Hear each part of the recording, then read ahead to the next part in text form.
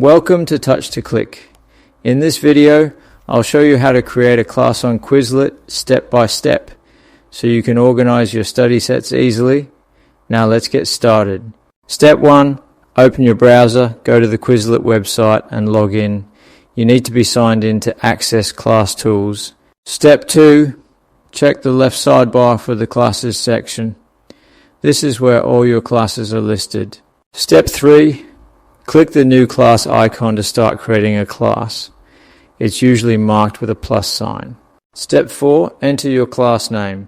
A clear name helps members find it easily. Step 5, select your school from the list or add it if missing. This links your class to the right institution. Step 6, click Create Class to finish. Your class is ready and you can add sets and invite members. Thanks for watching, and don't forget to subscribe to Touch to Click.